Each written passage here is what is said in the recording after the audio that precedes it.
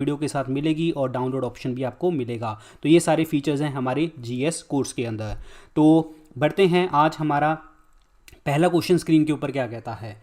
तो एक चीज़ और आपको मैं बता दूं कि शाम को 6 बजे 6 PM शाम को 6 बजे जो है हमारी बेस्ट 500 का जो पार्ट जो है 3 बेस्ट 500 का पार्ट 3 आने वाला है, तो उसको भी आप देखना मत भूलें। ठीक है, चलो बढ़ते हैं जी आगे। सो पहला क्या कहता है question, the non permanent members of the security councils are elected for. देखिए सिक्योरिटी काउंसिल जो होती है इसे हम क्या कहते हैं, policeman of the world कहते हैं। बहुत बार मैंने आपको वो चीज़ बता दी, policeman of the world. इसको कन्फ्यूज़ किससे नहीं करना, आपको इंटरपोल से कन्फ्यूज़ नहीं करना। इंटरपोल जो होता है इंटरनेशनल पुलिस ऑर्गेनाइजेशन होती है, जिसके हेडक्वार्टर लियोन के अंदर होते हैं। अब सिक्योरिटी काउंसिल के अंदर टोटल 15 मेंबर होते हैं। 15 में 5 जो होते हैं वो परमानेंट हैं और 10 जो होते हैं नॉन परमानेंट मेंबर होते हैं। 5 परमानेंट मेंबर के पास वीटो पावर होती है, 10 नॉन परमानेंट के पास ओनली वोटिंग राइट्स होते हैं और ये 2 साल के लिए चुने जाते हैं। और परमानेंट मेंबर में आपको कौन कौन सी कंट्रीज आती हैं, फ्रांस आती है, रशिया आती है और इंग्लिश आते हैं, इंग्लैंड आता है और देन उसके बाद यूएस आता है और चाइना आता है। तो 5 परमानेंट मेंबर होते हैं। तो ये नॉन परमानेंट मेंबर कितने साल के लिए चुने जाते हैं, ये 2 सालों के लिए चुने जाते हैं, 2 वर्ष के लिए चुने जाते हैं। सो नेक्स्ट क्वेश्चन देखिए जी क्या कहता है। सार्क के जो चीफ आर्किटेक्ट हैं वो कौन हैं। सो ये पर्सन है जी सार्क के जो चीफ आर्किटेक्ट हैं। सार्क का मतलब क्या है, south Asian association for regional corporation, जो इस्टेब्लिश कब किया गया था, 8 दिसंबर 1985 को इस्टेब्लिश किया गया था। और ये इस्टेब्लिश कहाँ पे किया गया था, ढाका के अंदर। ढाका जो कैपिटल है that is the Bangladesh. Clear, पहले 7 मेंबर थे, बाद में 8वां मेंबर ऐड हुआ था और 8वां मेंबर जो ऐड हुआ था वो अफगानिस्तान ऐड किया गया था 2005 के अंदर। और सार्क के अंदर जो है 8 कंट्रीज आती हैं। मैंने आपको बहुत बार बता रखा है, MBBS पेन वर्ड से आपको याद कर लेना है। ठीक है, ये याद कर लीजिए, 8 कंट्रीज़ के नाम हैं। और इसके जो सार्क के हेडक्वार्टर हैं that is in the Kathmandu Nepal के अंदर इसके हेडक्वार्टर हैं। अब यहाँ पे चीफ आर्किटेक्ट की बात पूछी गई है, तो चीफ आर्किटेक्ट थे जिया उर Rahman. That means A option क्या बनेगा आपका, राइट आंसर बन जाएगा। सो जिया उल रहमान। ठीक है, जिया उल रहमान है, तो answer is A option is the very very important question. इनमें से वर्ल्ड बैंक की कौन सी ब्रांच को कहते हैं कि वो सॉफ्ट लोन विंडो होती है। सॉफ्ट लोन विंडो जो है वर्ल्ड बैंक की किस ब्रांच को कहा जाता है। देखिए वर्ल्ड बैंक की 5 ब्रांचेज हैं। वर्ल्ड बैंक किससे मिलकर बना होता है, 5 से। IBRD, ठीक है, IBRD international bank for reconstruction और डेवलपमेंट, जो आपकी जो भी कंट्रीज़ होती हैं जहाँ पे रिकंस्ट्रक्शन दोबारा करवानी होती है उसको पैसे देता है। एक होती है IDA इंटरनेशनल डेवलपमेंट एसोसिएशन, यहाँ पे सॉफ्ट लोन विंडो इसको कहते हैं। इंटरेस्ट फ्री लोन यहाँ से मिलता है, इंटरेस्ट फ्री लोन यहाँ से मिलता है। तो आंसर इस क्वेश्चन का क्या बन गया, बी ऑप्शन IDA। लेकिन थर्ड आती है IFC इंटरनेशनल फाइनेंस कॉरपोरेशन, जो आपके लोन देती है, प्राइवेट फाइनेंस प्रोवाइड करती है। एक होती है मीगा मल्टीलेटरल इन्वेस्टमेंट गारंटी एजेंसी, जो लोन प्रोवाइड करती है, लोन नहीं प्रोवाइड करती, जो FDI को प्रमोट करती है। एक है ICSID international centre for settlement of investment dispute, जो जितने भी सेटलमेंट के डिस्प्यूट्स होते हैं, इन्वेस्टमेंट के डिस्प्यूट होते हैं, ये सेटल करती है। इसमें इंडिया जो है पहली 4 का जो है पार्ट आता है, लेकिन ICSID का पार्ट नहीं है। तो आंसर इस क्वेश्चन का क्या बनेगा जी आपका, दूसरा ऑप्शन IDA। यहाँ पे IMF लिखा गया है, ये शॉर्ट टर्म के लिए लोन प्रोवाइड करती है और BOP क्राइसिस कंट्रीज को लोन प्रोवाइड करती है। और प्लस वर्ल्ड बैंक जो होता है, वर्ल्ड बैंक मीडियम और लॉन्ग टर्म लोन प्रोवाइड करता है जितने भी मेंबर नेशंस होते हैं। तो answer is B option IDA। इनमें से कौन सी जो ओपेक की अफ्रीकन कंट्रीज़ के अंदर आती हैं। OPEC that is organisation of petroleum exporting country, जो इसका हेडक्वार्टर है that is in the Vienna, Austria की कैपिटल है, वियना ऑस्ट्रिया की कैपिटल है। और इसके अलावा वियना के अंदर इंटरनेशनल एटॉमिक एनर्जी एजेंसी के भी हेडक्वार्टर हैं, एटॉमिक एनर्जी के, परमाणु ऊर्जा के भी जो है सेंटर हैं। और एटॉमिक एनर्जी ऑफ इंडिया के जो चेयरपर्सन होते हैं इंडिया में, ठीक है, तो वो होते हैं चेयरपर्सन हमेशा प्राइम मिनिस्टर होते हैं, ये भी आपको याद रखना है। ठीक है, चलो हम देखते हैं कि कौन सी कंट्रीज़ इसमें आती हैं। ओपेक के अंदर कितनी कंट्रीज़ आती हैं, तो ये है जी ओपेक। सो ओपेक के अंदर देख लो जी, ये देख लो अफ्रीका की कितनी कंट्रीज़ आती हैं। पहले अफ्रीका 1 2 3 4 याद रखना है, 5 6 और 7। तो जो अफ्रीकन कंट्रीज़ आती हैं वो कितनी होगी आपकी, 7 कंट्रीज़ हो जाती हैं। सो बाकी है middle east 1 2 3 and then 4 then 5। तो मिडल ईस्ट की जो हैं कितनी कंट्रीज़ होगी हमारी, 5 कंट्रीज़ होगी, और एक रहेगी हमारी साउथ अमेरिका की। साउथ अमेरिका की ये एक कंट्री रहेगी। तो टोटल मेंबर कितने हो गए आपके, डैट इज़ इन द जो 7 5 12 13, टोटल 13 मेंबर हैं। ये जो डेटा लिया है जनवरी 2020 का डेटा था। 2020 के अंदर जो है ये जनवरी 2020 के अंदर 13 कंट्रीज थी। तो कौन कौन सी कंट्रीज हैं देख लो, अल्जीरिया है, एंगोला है, इक्वाटोरियल गिने है, गैबोन है, ईरान है, इराक है, कुवैत है, लीबिया है, नाइजीरिया है, रिपब्लिक ऑफ कॉन्गो है, सऊदी अरेबिया है, यूनाइटेड अरब एमिरेट्स है और वेनेजुएला है। तो ये जो है 13 कंट्रीज जो है पार्ट बनाती हैं, जिसमें मिडल ईस्ट के अंदर 5 कंट्री आती हैं, 7 आती हैं अफ्रीका के अंदर और एक आती है आपकी साउथ अमेरिका के अंदर। क्लियर। तो 7 कंट्रीज आती हैं अफ्रीका के अंदर। तो इन्होंने क्वेश्चन क्या पूछा था, अफ्रीका के लिए पूछा था, तो आंसर इसका क्या बनेगा, 7 is the correct answer. 7 is the correct answer. और 5 किसके अंदर हैं, मैंने भी आपको बताया मिडल ईस्ट, और एक किसकी है, साउथ अमेरिका की। ये भी आपको याद रखना है। तो आंसर क्या बनेगा, third option is the correct one. Next देखते हैं जी, इनमें से कौन सी जो ट्रॉफी है जो अवार्ड नहीं दी जाती, किसमें, क्रिकेट फील्ड के अंदर नहीं दी जाती। क्रिकेट फील्ड के अंदर इनमें से कौन सी ट्रॉफी नहीं दी जाती।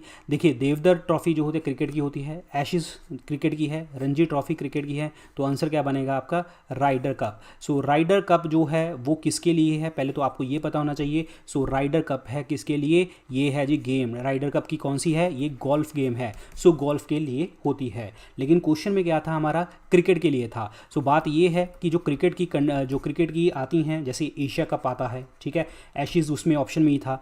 सी K Naidu cup is in the cricket. Deodhar हो गया, दुलीप ट्रॉफी जो है Irani trophy is in the again cricket. और one more is a Vijay Hazare trophy. So again these are the trophies in the cricket. तो ये याद रखिए। सो राइडर कप जो है वो किसके लिए है, गोल्फ के लिए है। ये भी आपको याद रखना है। तो आंसर आपके सामने था। सो नेक्स्ट क्वेश्चन देखिए जी, question number 7, the highest title in judo जो कराटे होते हैं, इसमें कौन सा हाईएस्ट टाइटल होता है। ये मुझे नहीं आता, क्या होता है क्या नहीं होता, जस्ट मैं आपको बता देता हूँ। जिसमें मेन जो चीज़ है आपको याद क्या रखनी है, जो 10th ग्रेड से 4th ग्रेड है उसको वाइट बेल्ट मिलती है। 10th ग्रेड से 4th ग्रेड तक जो है वाइट बेल्ट मिलती है। 3 ग्रेड से 1st ग्रेड तक जो है ब्राउन बेल्ट मिलती है।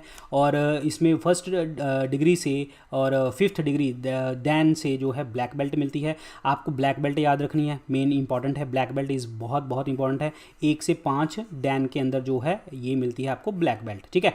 रेड एंड वाइट मिलती है 6 to 8 दैन के अंदर जो है ये मिलती है। और 9 to 10th दैन में जो है रेड बेल्ट मिलती है, ये सुपीरियर वाली होती है। सो ऑप्शन इसमें क्या बनेगा जी आपका 10th डैन, बस ये आपको याद रखना है, ठीक है। इसमें ये देखिए बात क्या है कि ये तो जो खेलता होगा बहुत एग्जैक्टली उसको पता होगा, बस आपको याद रखना है वाइट, ब्लैक और रेड बेल्ट का कैटेगरी याद रख लो और हाईएस्ट टाइटल याद रख लो। जूडो का क्या होगा जी 10th डैन।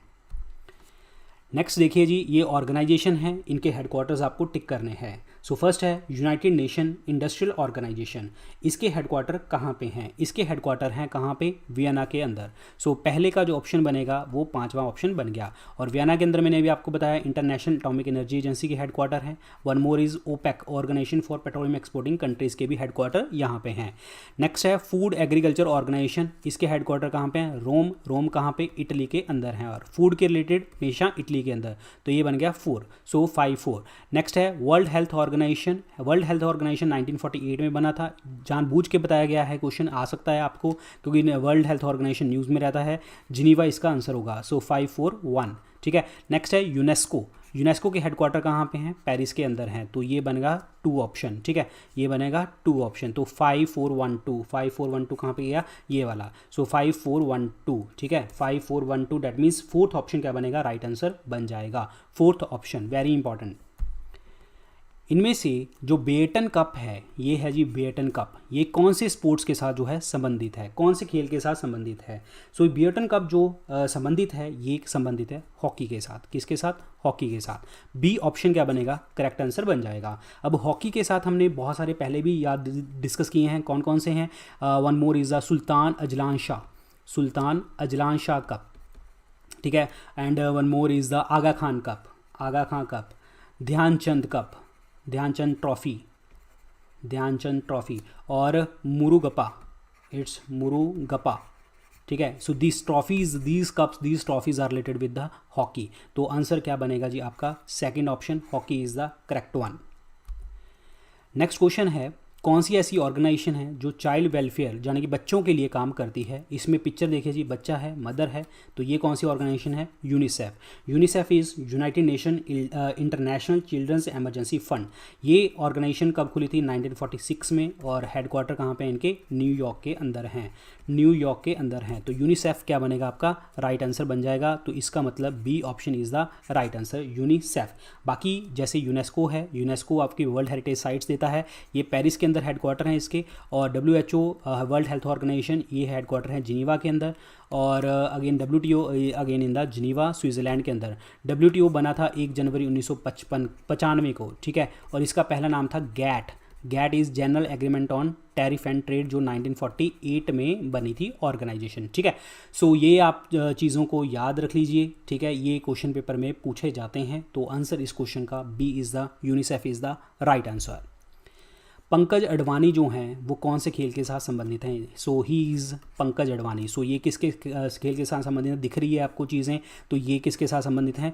बिलियर्ड्स के साथ ये संबंधित हैं। बिलियर्ड्स मतलब स्नूकर प्लेयर थे, फॉर्मर स्नूकर प्लेयर थे, लेकिन अब ये इंग्लिश बिलियर्ड्स खेलते हैं, इंग्लिश बिलियर्ड्स खेलते हैं। और इन्होंने वर्ल्ड, एशियन और इंडियन नेशनल चैम्पियनशिप जीती हुई है। वर्ल्ड, एशियन और इंडियन नेशनल चैम्पियनशिप जो है वो जीती हुई है। लगातार इन्होंने डिफरेंट साल में लगातार इकट्ठे 3 हासिल किए थे। तो answer is A option, billiards.